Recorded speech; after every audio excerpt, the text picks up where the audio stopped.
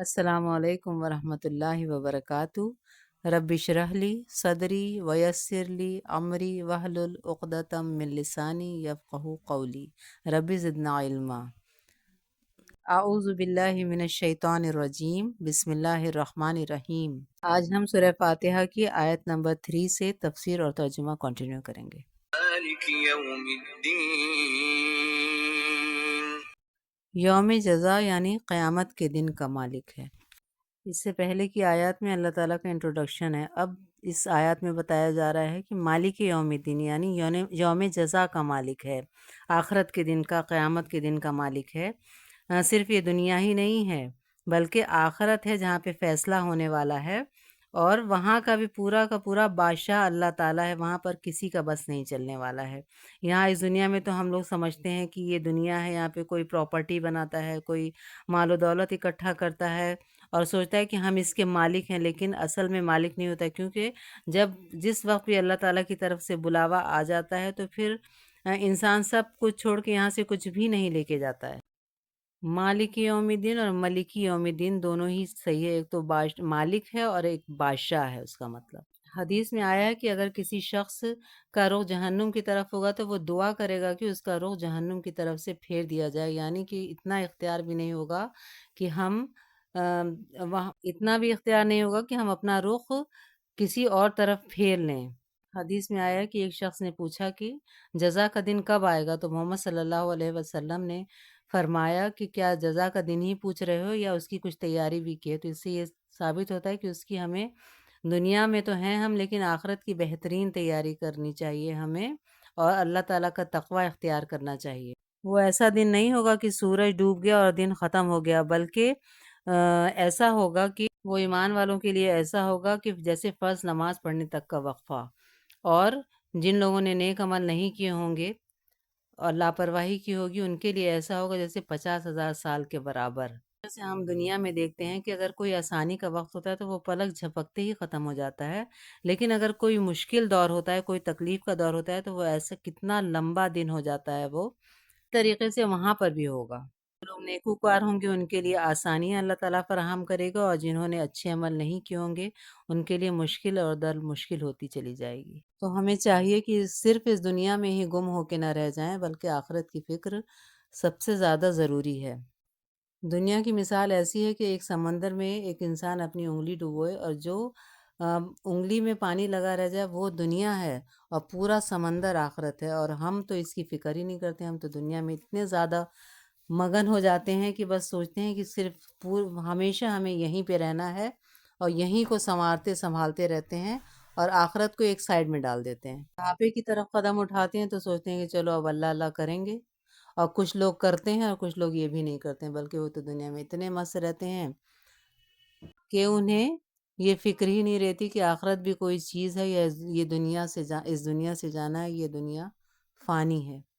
اللہ سے دعا ہے کہ وہ ہمیں آخرت کی فکر کرنے والا بنائے اور ہمیں ہدایت یافتہ لوگوں میں شامل کرے۔ إِيَّاكَ نَعْبُدُ وَإِيَّاكَ نَسْتَعِينُ، ہم صرف تیری ہی عبادت کرتے ہیں اور تجھ ہی سے مدد طلب کرتے ہیں۔ اس سے پہلے ہم نے سب کچھ ایکسیپٹ کر لیا کہ اللہ کی تمام تعریف اللہ کی ہے، اور وہ رحمان رحیم بھی ہے اور یوم جزا کا مالک ہے۔ تو اب کیا باقی رہ گیا؟ اب یہ باقی رہ گیا کہ ہم اس کی عبادت کریں، اس کے آگے جھکیں اور اس کے غلام بن جائیں، لیکن صرف غلامی ایسی نہیں جیسی دنیا میں غلامی ہے، بلکہ اس میں عبادت میں محبت بھی شامل ہے۔ جیسے والدین اپنے بچوں کا صرف کام نہیں کرتے ہیں، ان کی ضرورتیں ہی پوری نہیں کرتے ہیں، بلکہ محبت کے ساتھ کرتے ہیں۔ وہ جب چلتے ہیں، وہ قدم اٹھاتے ہیں یا بولتے ہیں تو ماں باپ ان پہ نچھاور ہوتے ہیں، اور پھر ان کی ضروریات کو محبت کے ساتھ پورا کرتے ہیں، تو وہ ایک بوجھ نہیں لگتا ہے۔ اس طریقے سے ہمیں اللہ تعالیٰ کی پہلے خصوصیات جانیں گے، اور وہی مالک ہے، اور اسی کی ہمیں عبادت کرنی ہے، اور ہمیں اسی سے مدد مانگنی ہے۔ ہم پرخلوص طریقے سے اس کی عبادت بھی کر پائیں گے اور اس کے آگے جھک بھی پائیں گے۔ خالی فرض سمجھ کر نمازوں کی ادائیگی وقت بے وقت کر لینے کا نام ہی عبادت نہیں ہے، بلکہ دعا بھی ایک عبادت ہے، نماز عبادت ہے۔ اس میں توحید کا بھی عنصر شامل ہے کہ وہی ہے، ہم اس کے آگے ہی جھک رہے ہیں اور اسی سے مدد مانگ رہے ہیں، اور جو کچھ بھی ہماری ضروریات ہیں اللہ تعالیٰ کے آگے رکھ دے رہے ہیں اور وہ خود بخود اس کو پوری کر دیتا ہے۔ دنیا میں ہمیں کوشش ضرور کرنی ہے، یہ نہیں کہ بیٹھے بیٹھائے اللہ تعالیٰ منہ میں لقمہ ڈال دے گا، بلکہ ہمیں اپنے ہاتھ پیر سے کوشش کرنی ہے اور باقی دعا اللہ تعالیٰ سے کرنی ہے۔ سبیل بنانے والا، راستہ بنانے والا اللہ تعالیٰ ہی ہے۔ توحید کا مطلب ہے کہ صرف اللہ ہی تعالیٰ کے حکموں کی پابندی کرنا، اسی کا غلام بننا، نہ خاندان کی غلامی، نہ سماج کی، نہ نفس کی غلامی، کسی بھی چیز کی اور غلامی نہیں کرنی ہے۔ سماج کے ڈر سے اگر شادی بیاہ جیسے ہمارے رسم و رواج ہوتے ہیں وہ ہم خاندان کی ڈر سے اس کو نہیں چھوڑ پاتے ہیں، جب جو چیزیں اللہ تعالیٰ نے منع کی ہیں بلکہ اس پہ بھی غور نہیں کرتے ہیں کہ لوگ کیا کہیں گے، اس چکر میں زیادہ پڑے رہتے ہیں۔ شوہر کا حکم ماننے کا بھی آیا ہے، لیکن صرف ان جگہوں پہ جہاں پہ اللہ تعالیٰ کی نافرمانی نہ ہوتی ہو۔ اگر اللہ تعالیٰ کی نافرمانی ہو رہی ہے تو وہاں پہ اس کا حکم ماننے کا نہیں ہے، اللہ اور رسول کی نافرمانی پہ۔ جیسے ایک شریعت کی بات ہے کہ اگر حجاب ہے تو شوہر اگر حجاب سے منع کر رہا ہے تو وہاں پہ اس کا حکم نہیں ماننا ہے کہ ہمارا شوہر کہہ رہا ہے تو ہم حجاب کو اپنے ختم کر دیں گے یا ہٹا دیں گے، بلکہ اللہ تعالیٰ کا جو حکم ہے وہ سب سے زیادہ مقدم ہے۔ دنیا کے لحاظ سے اللہ تعالیٰ نے کہا ہے شوہر کو خوش کرنے کے لیے، اس کا حکم ماننے کے لیے، تو یہاں کے لحاظ سے ہم شوہر کا حکم مانیں گے۔ ایک حدیث میں آیا ہے، آپ صلی اللہ علیہ وسلم نے فرمایا کہ ہلاک ہو گیا درہم کا بندہ، دینار کا بندہ۔ تو ہمیں صرف ایک خدا کی عبادت کرنی ہے اور اسی سے مدد طلب کرنی ہے۔ اهدنا الصراط المستقیم، ہدایت دے ہم کو سیدھے راستے کی طرف۔ اے اللہ ہدایت دے ہم کو، راہ دکھا ہم کو۔ اہدنا میں بڑی گہرائی ہے، اس میں راستہ دکھانے کی بات ہے، مگر بہت نرمی سے، بہت مہربانی کے ساتھ راستہ دکھانے کی بات ہے۔ سیدھا راستہ دکھا اور اس پر چلا، سیکھ تو ہم لیں گے، زمانے کے تھپڑ کھا کے بھی ہم سیکھ لیں گے، لیکن اللہ تعالیٰ سے دعا کر کے اگر ہم چلیں گے تو اللہ تعالیٰ ہمارے لیے آسانیاں پیدا کرے گا اس سیدھی راہ پہ چلنے کے لیے۔ یہ دنیا جو ہے پہلا سرا ہے، پھر آخرت جو ہے وہ آخری سرا ہے۔ جیسے ہائی وے ہوتا ہے وہ بالکل سیدھا راستہ جاتا ہے، اسی طریقے سے ہم اللہ تعالیٰ سے یہ دعا مانگیں کہ اللہ تعالیٰ ہمیں سیدھے راستے کی ہدایت دے۔ جیسے ہم کئی نئی جگہ جاتے ہیں تو وہاں پہ ہمیں گائیڈ کی ضرورت ہوتی ہے کہ کوئی ہمیں راستہ بتا دے، تو اللہ تعالیٰ اس طریقے سے ایسے ہی صرف بتا کے نہیں چھوڑ دیتا ہے۔ اللہ تعالیٰ جیسے اگر ہمیں کہیں اپنی منزل پہ پہنچنا ہے تو کوئی تو ہمیں ایسے اشارہ سے راستہ بتا دے، یا کوئی ایک ہو کہ وہ ہمارے ساتھ بیٹھ کے آخر تک ہماری منزل تک پہنچا دے، تو اللہ تعالیٰ اسی طریقے سے ہمیں منزل تک پہنچاتا ہے۔ ایک ایک چیز، ایک ایک پوائنٹ اللہ تعالیٰ ہمیں بتاتا ہے، تو ہم ہیں کہ اس پہ غور و فکر کرتے ہی نہیں ہیں۔ کوئی مال و دولت مانگتا ہے، کسی کے پاس اولاد نہیں ہے تو وہ اللہ تعالیٰ سے مانگتا ہے، کوئی کچھ اور مانگتا ہے، کوئی کچھ اور مانگتا ہے۔ وہ سب چیزیں بھی دنیا کی ضرورتیں ہیں، لیکن صراط مستقیم مانگنا ایک ایسی بات ہے کہ وہ اللہ کی مدد لے لینا ساتھ میں۔ اللہ تعالیٰ نے ہمیں اس طریقے سے دعا مانگنے کے لیے کہا ہے تو اس میں ضرور کوئی نہ کوئی حکمت ہے۔ صراط مستقیم نبیوں کا راستہ ہے، صحابہ کا راستہ ہے، ولیوں کا راستہ ہے۔ سارا ہی راستہ ٹھیک نہیں ہے، صرف ایک ہی راستہ ہے صراط مستقیم جو اللہ تک پہنچتا ہے۔ ایک حدیث میں آیا، آپ صلی اللہ علیہ وسلم نے فرمایا، یہودیوں کے 71 فرقے، عیسائیوں کے 72 فرقے اور میری امت کے 73 فرقے، اور اس میں سے صرف ایک فرقہ ہے وہ جو جنت میں جائے گا۔ بس ایک ہی راستہ ہے۔ اس کا دور فتنوں کا دور ہے، انٹرنیٹ کا دور ہے، اور سب اپنی اپنی بولی بول رہے ہیں، مگر اللہ تعالیٰ نے بتا دیا کہ کون سا راستہ سیدھا ہے۔ آپ صلی اللہ علیہ وآلہ وسلم نے فرمایا، میرے بعد 2 چیزیں پکڑ کر رہنا، وہی صراط مستقیم ہے، قرآن اور میری سنت۔ بہت سے لوگ صرف امام کو پکڑ لیتے ہیں، ایک یا ایک مولانا مولوی پکڑ لیتے ہیں کہ جو بھی اگر ان کی کچھ بھی کہیں بھی پھنسے ہیں تو وہ ان سے ہی پوچھتے ہیں، بتا دیں گے بس وہی، اور کہیں نہیں۔ اگر کوئی کچھ بھی بتا دے، نہ قرآن میں دیکھتے نہ حدیث میں دیکھتے، بلکہ خود ہمیں اتنا اویئر ہونا چاہیے کہ ہم قرآن و حدیث کو سمجھیں۔ اسی لیے قرآن و حدیث کو سمجھنے کے لیے، میننگ سے پڑھنے کے لیے بتایا گیا ہے کہ اس کو ہم خود سمجھیں۔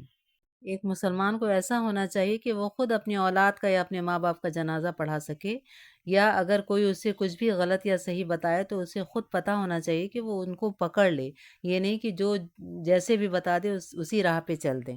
ہمیں یہ بھی دعا کرنی چاہیے کہ اللہ تعالیٰ ہمیں ثابت رکھ، اس پر ثابت رکھ صراط مستقیم پر۔ آپ صلی اللہ علیہ وسلم نے سیدھی لائن ایک کھینچی اور پھر آڑے تیرچھی لائنیں کھینچی۔ جو سیدھی لائن کھینچی تھی اس کو کہا کہ یہ صراط مستقیم ہے، اور آڑی تیرچھی لائنیں کھینچی اس کو بتایا کہ اگر ہم ادھر چلیں گے تو ہم بھٹک جائیں گے۔ مسند احمد میں یہ حدیث ہے کہ آپ صلی اللہ علیہ وآلہ وسلم نے فرمایا، اللہ تعالیٰ نے ایک مثال بیان کی ہے صراط مستقیم کی۔ دونوں طرف دیواریں ہیں، ان میں کئی ایک کھلے دروازے ہیں، پردے لٹک رہے ہیں۔ صراط مستقیم کے دروازے پر ایک پکارنے والا پکار رہا ہے، اس راستے پر دروازے کی طرف چلے جاؤ ورنہ بھٹک جاؤ گے۔ بس صراط مستقیم تو اسلام ہے، اور دیواریں حدیں ہیں، اور کھلے ہوئے دروازے اللہ کے حرام کردہ چیزیں ہیں، اور دروازے پر پکارنے والا قرآن ہے، اوپر سے اسے دکھانے والا ضمیر ہے۔ اسی لیے ہمیں ساتھ ساتھ یہ دعا بھی کرتے رہنا چاہیے، ربنا لا تزغ قلوبنا، اے اللہ تو ہمارے دلوں کو نہ بھٹکا۔ شیطان مسلط ہے ہمیں ہر وقت سیدھے راستے سے بھٹکانے کے لیے۔ صراط الذین انعمت علیہم غیر المغضوب علیہم ولا الضالین۔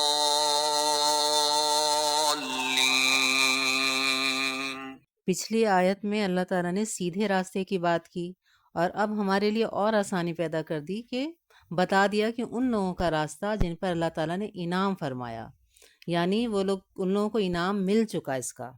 یہ بہت اعزاز کی بات ہے۔ جیسے دنیا میں اگر کسی کو کوئی میڈل مل جائے، انعام مل جائے، تو بہت سارے لوگ اسی راستے پہ چلنے کی کوشش کرتے ہیں، ویسی ہی محنت کرنے کی کوشش کرتے ہیں۔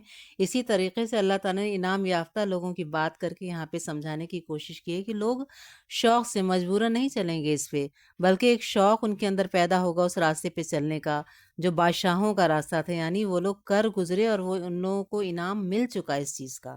اس آیات سے ہمیں حوصلہ ملتا ہے۔ امام ابن القیم فرماتے ہیں کہ جو حق کا راستہ ہے اس کو پکڑ لو، حق پر چلنے والوں کی تعداد کی کمی سے نہ گھبرانا، کہ زیادہ تر تو دوسری طرف جا رہے ہوں گے، اور باطل راستے سے بچ کر رہنا اور ان کی تعداد کی زیادتی سے دھوکہ نہ کھانا، کیونکہ وہ ہلاک ہونے والے ہیں۔ ایک اور حدیث میں آیا ہے کہ آپ صلی اللہ علیہ وآلہ وسلم نے فرمایا کہ اسلام کیسے شروع ہوگا؟ اجنبیوں سے۔ یعنی عرب میں اس کی پہچان نہیں تھی، لوگ بتوں کی پوجا کرتے تھے، تو جب یہ راستہ ایک اللہ تعالیٰ کا راستہ محمد صلی اللہ علیہ وسلم نے دکھایا، تو لوگوں نے کہا کہ یہ کیا تم نے شروع کر دیا؟ نہیں کہ اس پہ غور و فکر کرتے، بلکہ ان کو یہ لگا کہ ہمارے باپ دادا کا تو یہ راستہ تھا ہی نہیں، اور یہ کیا، یہ نیا کام شروع کر دیا انہوں نے۔ آخر کے وقتوں کے لیے بھی کہا گیا کہ آخر کے وقت میں بھی یہی ہوگا کہ یہ کیا شروع کر دیا، کہ اگر لوگ کچھ بتائیں گے تو وہ کہیں گے کہ یہ کیا شروع کر دیا نیا کام، کہ پہلے سے یہ موجود تھا۔ آدم علیہ السلام، ابراہیم علیہ السلام نے توحید کو قائم کیا۔ ان کے باپ جو ہیں وہ ایک بت بنانے والے تھے، لیکن ابراہیم علیہ السلام دیکھیے توحید کی پہچان کیسے ہوئی ان کو، کیسے اس پر قائم رہے وہ۔ اور یہ بھی آیا ہے کہ خوشخبری سن لے اجنبی، مگر یہ تھوڑے ہی لوگ ہوں گے۔ سورہ نساء میں آیا ہے کہ جو لوگ اللہ اور اس کے رسول کی اطاعت کریں گے وہی لوگ انعام یافتہ لوگوں میں شامل ہوں گے۔ یہی راستہ ہے جو نبیوں کا راستہ ہے، صدیقین کا راستہ ہے، اور شہداء کا راستہ ہے، صالحین کا راستہ ہے۔ جو صالحین ہوں گے، جو نیک عمل کریں گے، وہ انہی لوگوں کے ساتھ رہیں گے، انہی کے ساتھ ہی ہوں گے۔ علماء بھی انہی میں شامل ہے، ایک تو اللہ تعالیٰ کی گواہی، اور پھر علماء کی گواہی۔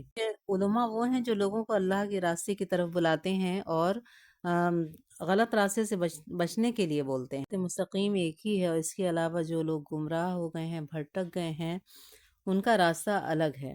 یہود و نصارہ کا راستہ ہے، جن کو اللہ تعالیٰ نے قرآن میں، جن کا اس آیت میں ذکر کیا ہے، غیر المغضوب علیہم ولا الضالین، یعنی یہود اور نصارہ۔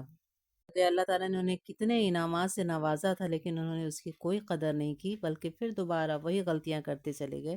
اس سے ہمیں بھی یہ دیکھنا چاہیے کہ ہم تو یہود و نصارہ کے راستے پہ نہیں چل رہے، کہ ہم بار بار وہی غلطیاں جس سے اللہ تعالیٰ نے منع کیا، ہم وہی بار بار غلطیاں کرتے چلے جا رہے ہیں۔ ہمیں اپنا بھی محاسبہ کرنا چاہیے۔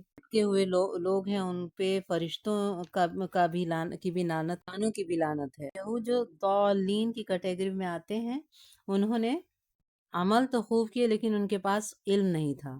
جیسے آج بھی ہم دیکھ سکتے ہیں کہ علم نہیں ہے، عمل تو خوب اس کو عبادت سمجھ کر کے کیا جا رہا ہے، کہیں قرآن جمع ہو کے صرف قرآن پڑھ رہے ہیں، ان کو دعا تعویذ میں سمجھ رہے ہیں، یا یہ سمجھ رہے ہیں کہ یہ پڑھ لیں گے تو اس سے ہمارا یہ کام بن جائے گا، یہ پڑھ لیں گے تو ہمارا اس سے یہ کام بن جائے گا۔ تو یہ عمل ہے وہ اپنے طریقے کے عمل ہیں. ہمیں کرنا یہ ہے کہ قرآن میں کیا بتایا گیا ہے اور سنت پہ محمد صلی اللہ علیہ وسلم نے جو کیا ہمیں صرف اتنا ہی، اگر ہم اتنا ہی کر لیں تو بھی نہیں کر سکتے اتنا بھی، تو آگے ان سے آگے بڑھنے کا تو سوال ہی نہیں ہے اور بڑھنا بھی نہیں ہے ان سے آگے. جتنا وہ کر کے اور بتا کے چلے گئے صرف اس پہ ہی ہمیں عمل کرنا ہے. اور دوسرے گروپ کے پاس صرف کیا نام ہے علم تھا اور عمل نہیں تھا. ان کے پاس علم تو ہر چیز کا تھا، کا فائدہ نہیں اٹھایا انہوں نے، عمل میں نہیں لے کے آئے. ایسا بھی نہیں بننا ہے کہ علم تو ہم خوب لے لیں اور پھر اس پہ عمل خود کریں ہی نہیں. غلط صحیح کی پہچان لازمی ہے. ان کی مثال سورہ جمعہ میں آئی ہے. اللہ تعالیٰ نے مثال دی گدھے کی کہ اس کے اوپر لا دیا جائے اگر علم کا خزانہ یا ایک مٹی کا ڈھیر لا دیا جائے تو سب برابر ہے اس کے لیے، نہ اس سے وہ مستفید ہوگا، بس وہ ایک بوجھ لادے ہوئے اور چل رہا ہے کہ اس کو بوجھ اٹھانا ہے. اسے فرق ہی نہیں پتہ ہوگا تو پھر وہ اس پہ عمل کیسے کرے گا کہ میرے پاس کیا علم کا خزانہ ہے تو میں اس سے کیسے فائدہ اٹھاؤں کہ یہ مٹی کا اور پتھر کا ڈھیر ہے. اگر علم کے بعد عمل نہ کیا جائے تو دل سخت ہو جاتے ہیں اور کوئی بھی بات سمجھ ہی نہیں آتی ہے. تو پھر کیا ہوگا؟ پھر اللہ تعالیٰ کے غضب کا شکار ہوں گے. ہم لوگ کیا کر رہے ہیں؟ دعا میں تو غیر المغضوب علیہم ولضالین مانگ رہے ہیں، لیکن ان کو ناپسند بھی کرتے ہیں. لیکن ہم غافل دل کو اللہ تعالیٰ راہ راست نہیں دیتا ہے. غافل نہیں رہنا چاہیے. انسان دعا کرے تو اس کی کوشش بھی کرے، کیونکہ اللہ تعالیٰ نے کوشش کے لیے کہا گیا ہے. دیکھیے جیسے حضرت یوسف علیہ السلام کی مثال ہے کہ جب عزیز مصر کی بیوی نے انہیں ورغلایا تو انہوں نے اللہ تعالیٰ سے دعا کی کہ اللہ تعالیٰ بچا، اور دوڑے دروازے کی طرف. ایسا نہیں کہ دعا کر کے وہیں پر رہ گئے. طرح لاسٹ میں ہم دیکھتے ہیں کہ جب ہم یہ پوری الحمد شریف سورہ فاتحہ پڑھنے کے بعد جب ہم آمین کہتے ہیں تو آمین اگر فرشتوں کی آمین سے مل گئی، حدیث میں آیا ہے، تو اس کی بخشش ہو جائے گی، اس کے گناہ بخش دیے جائیں گے. اور اس سے یہ بھی پتہ چلتا ہے کہ فرشتے بھی آمین کہتے ہیں. اللہ ہمیں علم بھی عطا فرمائے، صحیح علم اور عمل کی توفیق دے تاکہ ہم ہدایت کے راستے پہ صراط مستقیم پر چل سکیں اور ان لوگوں کے راستے پہ چل سکیں جن پر انعام فرمایا گیا، اور نہ کہ ان لوگوں کے راستے پر جن پر غضب دیا گیا. اللہ ہماری دعا قبول کر، آمین. اللہ تعالیٰ مجھے توفیق دے کہ میں آپ تک صحیح چیزیں اور اوتھینٹک چیزیں پہنچا سکوں. اللہ تعالیٰ اور آپ لوگوں کو توفیق دے کہ آپ اس سے مستفید ہو سکیں. انشاءاللہ تعالیٰ سورہ بقرہ کنٹینیو رکھیں گے، اور آپ لوگ میری ویڈیو کو مجھے حوصلہ افزائی دیں اور ویڈیو کو شیئر، لائک اور سبسکرائب کریں تاکہ آگے آئندہ آنے والی نوٹیفیکیشن آپ تک پہنچ سکے. السلام علیکم ورحمۃ اللہ وبرکاتہ.